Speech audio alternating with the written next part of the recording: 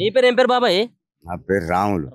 రాములు ఏం చెప్తారు? మొత్తం మీ గ్రామంలో మొత్తం ఏకగ్రీవం చెప్పినట్టే ఇక ఆ పెద్ద మరి చెప్పినట్టే.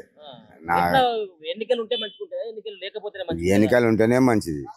ఎన్నికలు ఎందుకు వ్యతిరేకించలేదు మరి? మమ్మల్ని వాళ్ళు తీస్తారు, మా కొడుకులు గద్దలు వాళ్ళే పెద్ద మనుషులు. మాట వచ్చిన వాళ్ళు వాళ్ళే చూస్తారు. మా నుంచి ఏమవుతుంది?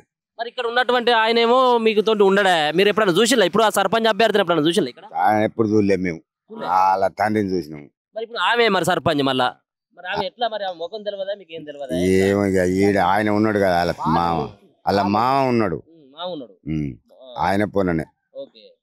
ఒకసారి కాదా, ఇప్పుడు 5 సంవత్సరాల తర్వాత మళ్ళీ ఎన్నికలు మీకు వచ్చేదా? సో ఏంటంటే ఇప్పుడు ఊళ్ళో ఉండేటటువంటి వ్యక్తిని మనం ఎన్నుకుంటే బాగుంటుంది అనేది చాలా మంది చెప్పేటువంటి విషయం. వీళ్ళు అంతా ఏకమయ్యి అట్టా పెట్టిరుగా, దాన్ని మరి ఏమైతే రేపటి వరకు తెలియదు ఇక అంతే. పాటకాడికి వెళ్ళా? పోలే మేము మమ్మల్ని అందరిని పిలిచినారు. వాళ్ళే పార్టీ నెంబర్లు వాళ్ళంతా ఏకమైపోయారు కట్టిన వాళ్ళు అంతే. ఎప్పుడన్నా అయిందా మరి మీ ఊళ్ళో ఇట్లాంటి ఏకగ్రీవం అయినట్టు? ఎన్నడు